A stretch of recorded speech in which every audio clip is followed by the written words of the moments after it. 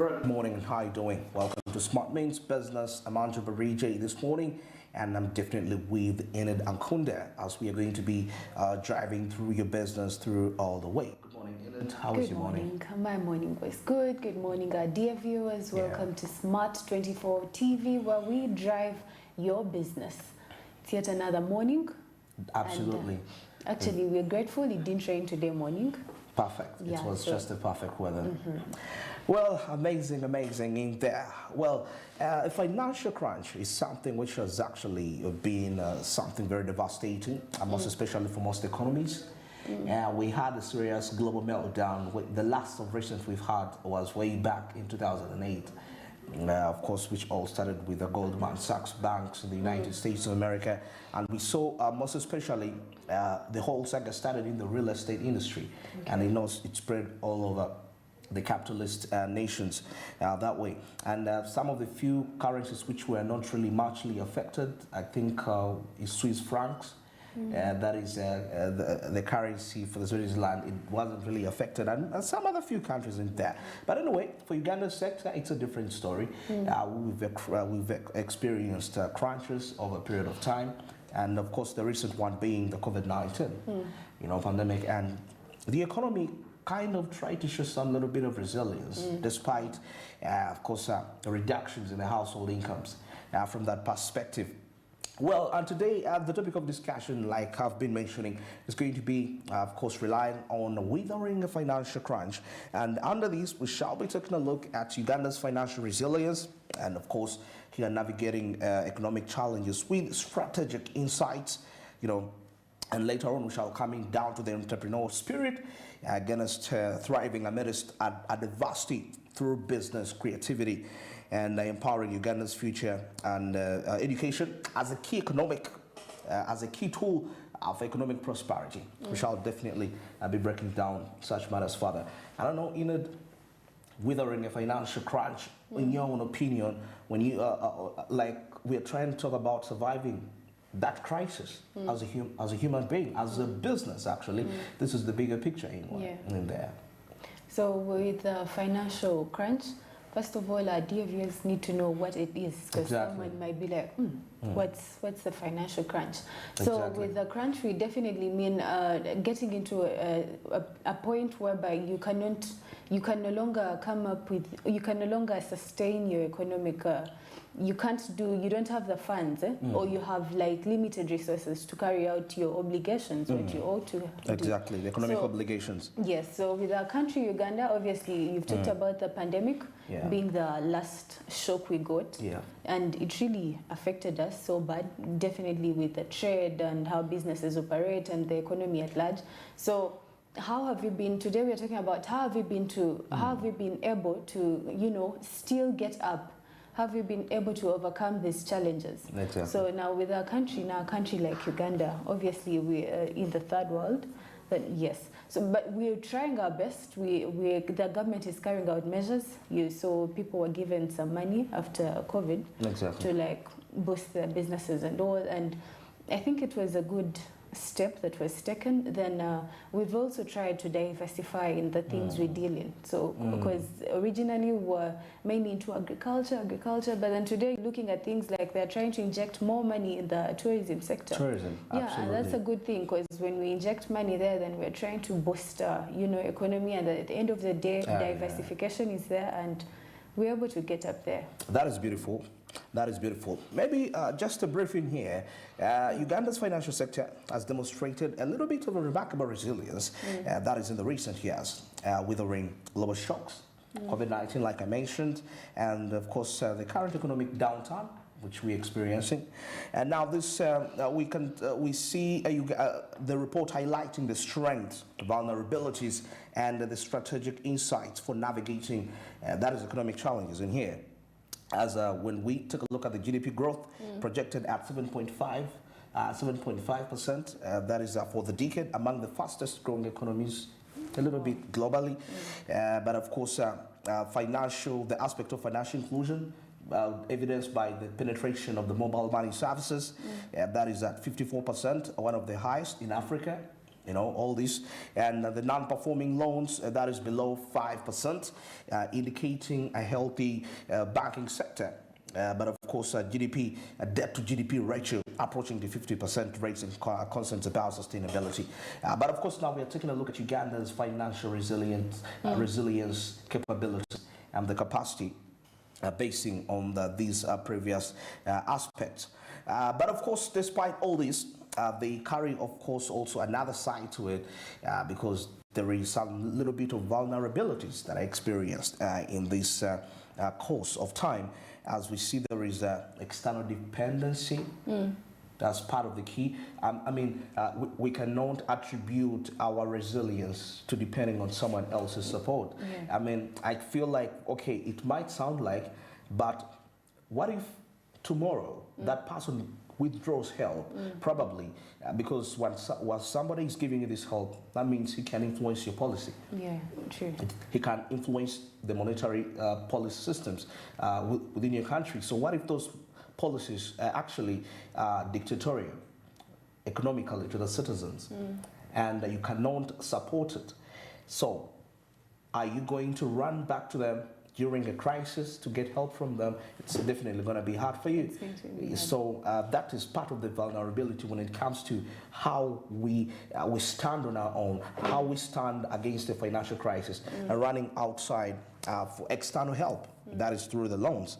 And of course, we have the aspect also of higher levels of informality, which limits the tax base and the financial inclusion at the same time in here, and the income inequality, which is a widening gap between the rich and the poor, of course, causing quite a number of risks and attributing that is relating them to crime, increased crime, and as a result of that.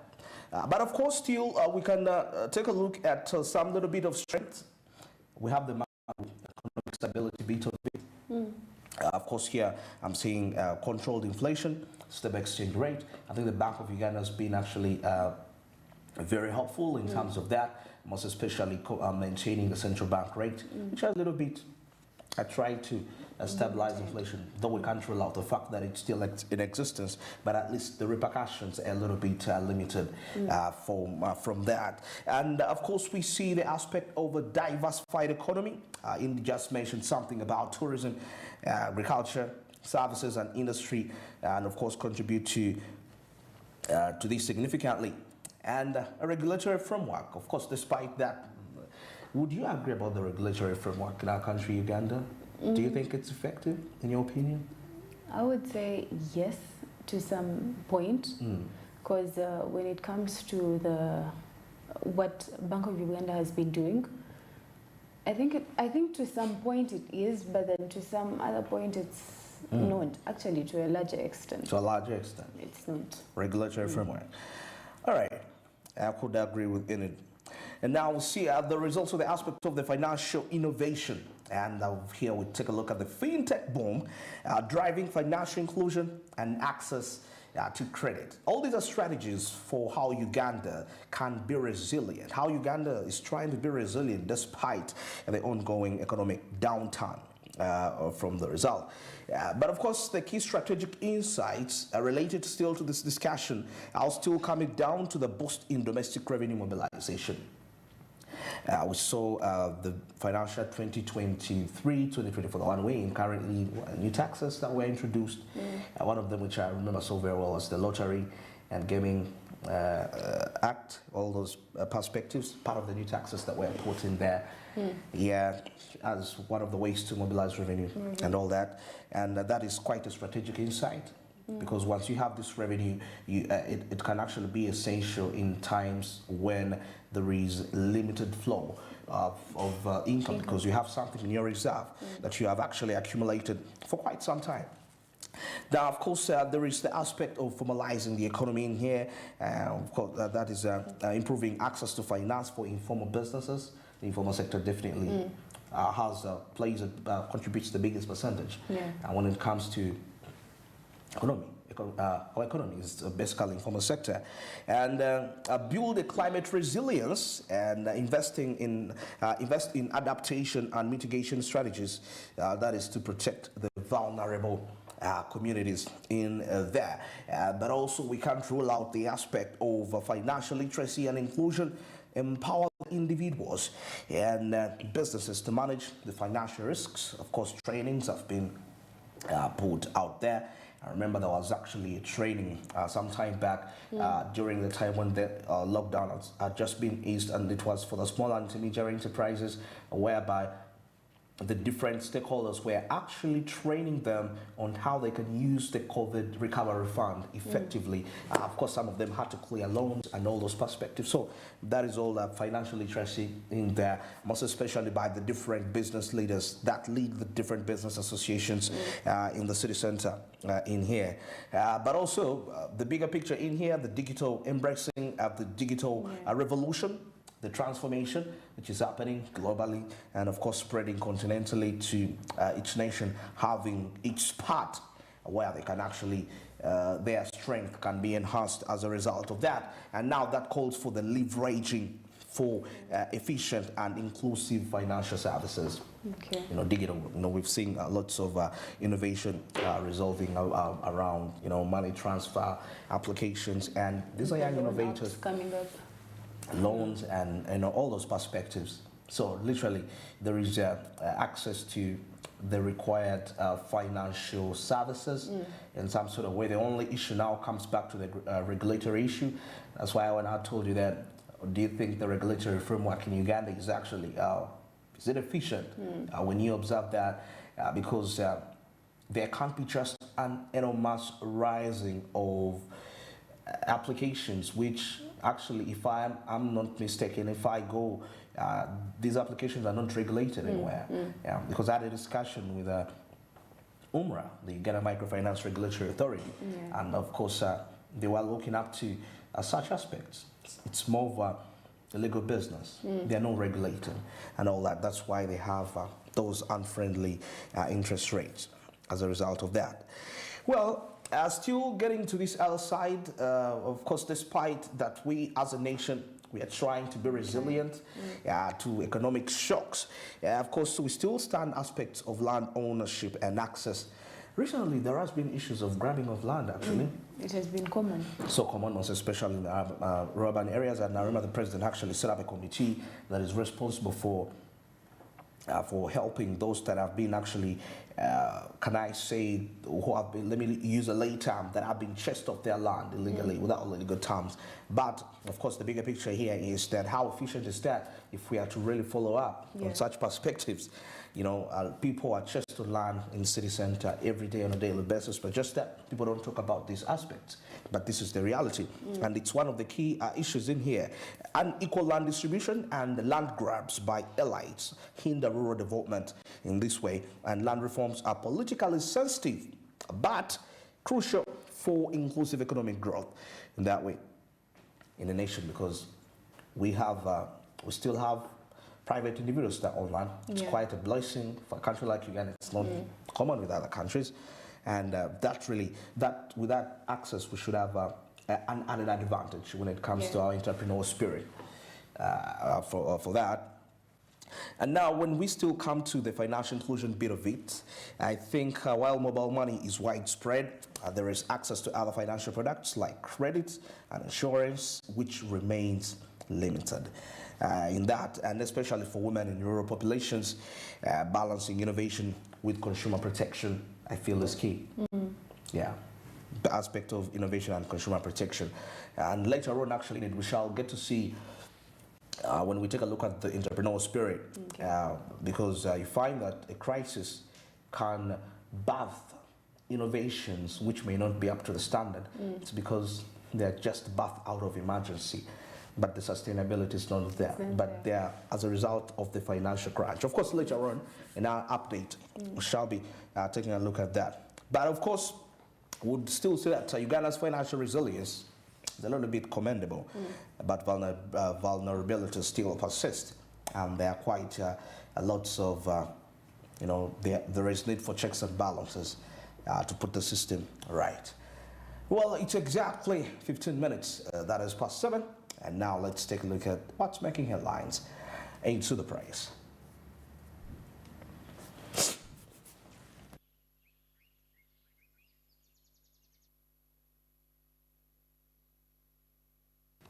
Well, I have the New Vision with me, and Inedan Kunde has the Daily Monitor, and we're going to be going through and see what is happening in here. Well, when I take a look at the top headline here, the New Vision, I see all civil servants to undergo mandatory training.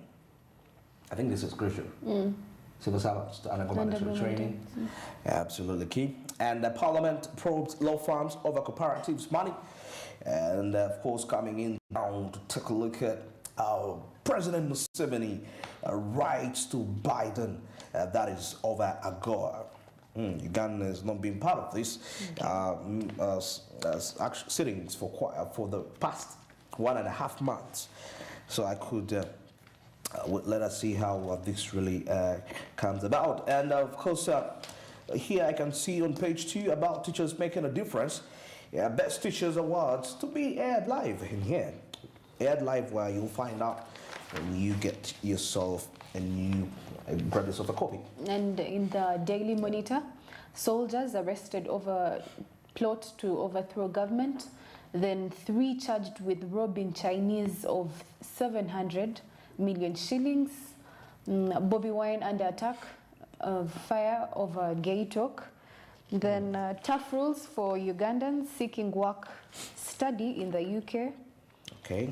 Then let's see what we have inside here. All right. As we proceed in here, I see, of course, something in here with the Valalo eviction. Over 800 cows have actually, over 800 cows impounded in Amuru. That is in Gulu. Yeah, and of course I can see here availability of unutilized land laid to Valalo to go to the northern part of the country. So you find out the details when you grab yourself a copy, and of course you'll also see the further details regarding to the later the president wrote. President Museveni wrote to that is Joe Biden in regards to AGOA. And the Minister Musas is in defense a controversial 3.9 trillion Ugandan shillings. That is the supplementary budget in there. Grab yourself, find the details in here. Quite a huge, and with the beneficiary, inclusive of the amount. And now this is the approved supplementary expenditure for December 2023. You'll grab your copy and find out. And then Parliament probes law firms over cooperative societies' money. No. Okay. Yes. Parliament probes law firms over cooperative societies' money. Quite an interesting aspect, which I think when you grab yourself a copy, quite huge details in here. As I'm seeing the Speaker of Parliament requested Uganda Law Council to actually investigate the law firms that are implicated in the misappropriation of the money. Okay. And then here we have COP28. So fossil fuel battle hardens amid warnings. Then making green hydrogen work for Africa. Yeah. Okay. It will definitely have to work. Then Josephine Osia, what awaits the new capital markets boss? Then in business, we have business development services to reduce informalities. I think this would be a good thing. Absolutely. Okay. Now here, high cases of post-TB lung disease worry experts. And of course, this will come with expense on the health services to combat that. And now coming in down to 3,000 set for the East Africa Scouts competition at Kazi. And of course, opposition calls for commission of inquiry into human rights violations. Then here we have still in the Daily Monitor, Bitature, Absa Bank in fight over 50 billion shillings loan. Wow. Okay. Then government lacks resources for road maintenance, says Echeru. Lacks resources for road maintenance. Yeah. Then over 3,000 to take part in Scouts competition. Then minister urges youth to embrace voluntary service. That's a good thing for the youth, more especially. Okay. Of course, later on, we're heading into our traffic just right about now, and we are standing on Access Road here, getting to take a look at the constructions that are happening. I mean, the NAM conference is actually leading to quite a number of developments that are happening in the city center. So that is the Access Road that we are observing in there, and of late actually doesn't seem so congested ever since the construction started in, because part of the vehicles that are coming in from Chibuli, I think, were blocked. Now the vehicles use the Namuongo route to connect in there. Yes, but that is the situation like. That is the situation like, and there is just a little diversion in here according to the information I'm just getting right now. And yes, so you can clearly see connecting to the 6th Street, 8th Street, 7th Street there. So for the people that are coming in, that is the people that are coming in from Chibuli. The people that are coming in from Chibuli, you can actually see in there, there is quite a little bit of a smooth flow of that, because most of the renovations are actually happening towards the roundabout in there, and yeah, which has actually been accessing quite a huge number of potholes. Yes, diversions in here happening, and of course parts of the roads closed. I can see the borders making some shortcuts to head to the different destinations. But well, actually the big vehicles are not allowed to pass onto that due to these constructions that are actually happening in there. Clearly, you can.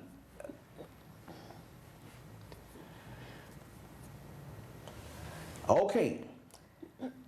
Other cars actually are using town, passing through, that is through Zambia to Chibuli, to get to connect in here. So roughly, according to what I'm seeing in here, you might spend about not so long, 5 to 7 minutes, you know, if you're coming in from those areas. Those people that are coming in from Kabalagala, and you're probably coming in from Kabalagala and you're connecting to via Access Road. You could be probably heading to towards Ginger Road. Yes, so that's a space of about 5 to 7 minutes due to the little diversions that are caused. And like I told you, heavy vehicles are not really allowed to be a part of this. Yeah. Of course, just those light ones coming in, and that is quite, that shouldn't be just because of the constructions, but it should, in my opinion, I think it should be a policy even after to ensure long-term sustainability of these roads and the constructions, as you can observe. So there is quite a smooth flow actually, I would urge that, and hopefully it will proceed that way, even after years after these constructions have been established right there. And I can see quite a number of pedestrians on this road, passers-by, and majority of these are actually definitely coming in from areas like Namuongo.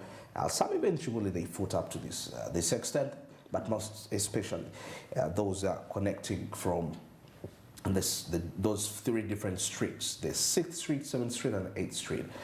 They've also definitely coming down here to use those routes, as you can actually observe.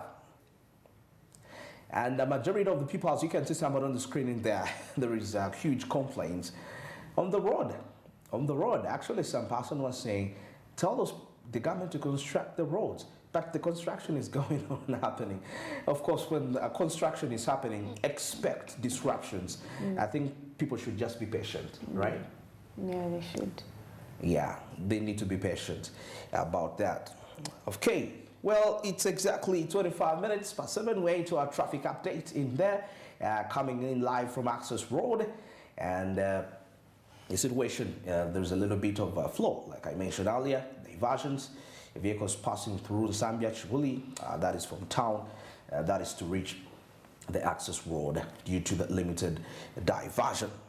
Well, for now, we're going to take a break. And when we return, we have Caribbean, East Africa, and the international updates in the pipeline. Stay around.